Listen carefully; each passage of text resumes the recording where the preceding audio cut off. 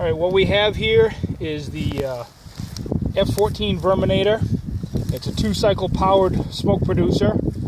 The gas to oil mixture is 25:1. Mix 25 parts gas to 1 part oil. It goes into this fuel tank here.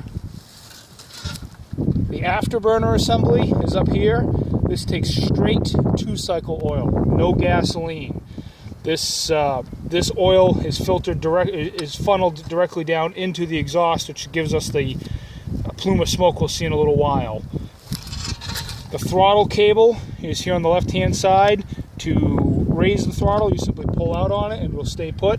To bring it back down to idle, you push it in. On-off switch is on the top. It's clearly marked. On to the back, off to the front. The choke is marked here in the front as well. Start position, full choke is up at the top. Once it gets going, you bring the choke down maybe 2/3 of the way, and that'll give you a really nice flow of decent amount of smoke, not an over amount. When you want to get a big volume, I'll show you how to use the afterburner in a second. The delivery tube is right here. It's an extra piece of hydraulic tubing. I simply put this on here to give you a little bit more of a heat shield, because this first section gets quite hot, especially when the afterburner is going, because it's dropping raw oil into the exhaust. For future upgrades, I might look at putting simply a hydraulic hose the entire way out, so you didn't have this metal contact for the heat here. But for this prototype model, we'll go with this for now. A second version, rather than having this flow port here, would probably have a primer plunge. The way this works is once the engine is warmed up and running, keep it down at a lower idle, and I'll demonstrate that in a minute. You'll open this valve all the way through this clear tube. You'll see some of the oil start to flow down in. Let it get a decent charge of oil. Shut this back off. You'll see the smoke start to come out of the tube in a lot of volume. Then you can then increase your throttle and it'll really push that smoke out. If you try and feed the extra oil into this when it's at high throttle, you get a lot of back pressure and you don't get the oil coming down through. So you want to always feed the oil when it's at a lower throttle. To fill the oil container, you simply pull off on this plug on the top. Don't worry about the little screw that's up there. Yeah, this is a model airplane tank, so it's kind of designed to be a permanent plug. You can, if you tighten this screw a little bit, it'll pull that rubber piece together and make this a tighter fit, but it simply comes out by hand pressure. And a typical gas tank here. So, we're going to do a startup of the system, show you how it works, demonstrate the different levels of smoke we can get out of it. So we're going to put this on full choke. We're going to turn the throttle to the on position, give it a pull or two. Bring the choke down just a little bit.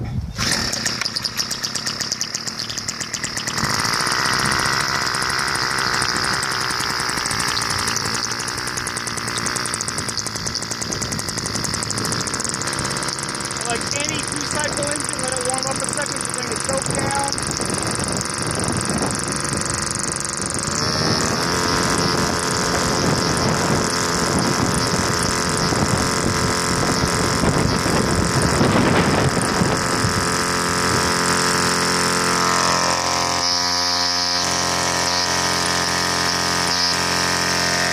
Now we're going to add a little bit of extra smoke to this to bring the throttle down.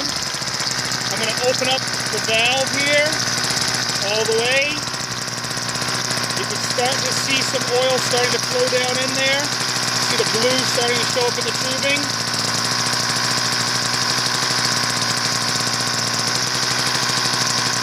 And already you can start to see some smoke coming out of the end of the tube.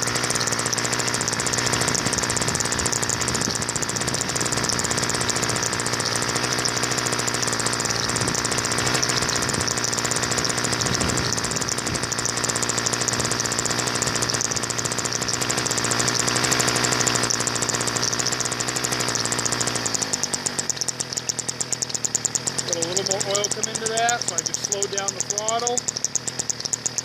Now I'm going to shut off. Now I'm going to shut off the oil flow.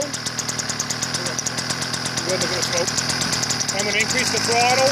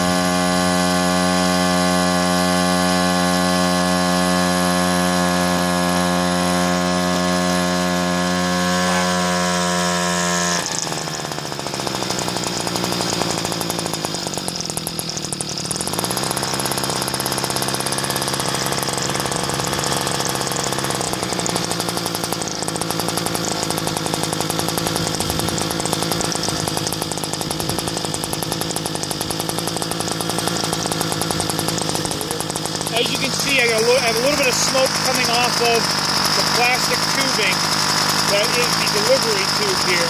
That's simply some of the plastic. That's why I can put my hand on this hydraulic hose and it's obviously not hot. But you can see some of the plastic melting off. That's how hot that tube gets. That's why for a future model I would recommend going with a hydraulic hose that's attached here. If you want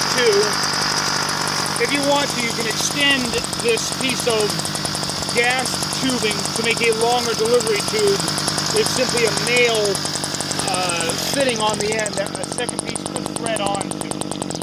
And also for purposes of transport or whatnot, this here JIC female fitting is removable from the exhaust port. I'm going to turn it off now, simply by turning off the off switch. But this is removable with a wrench, and you end up simply with the exhaust port coming off the engine. So that's it. Like I said, this here it's warm to my hand, but it's not hot. But you would get burned if you were to touch underneath there. So that's why this guard is in place. I recommend leaving it there. If you have any questions, give me a call. But that's it. It's a pretty simple, straightforward unit. The frame is aluminum. Everything the engine bolts together on the back here. Otherwise, it's a self-contained unit. Again, 25-to-1 gas to oil, straight 2-cycle oil in the back, and otherwise it's pretty straightforward. Hope you enjoy.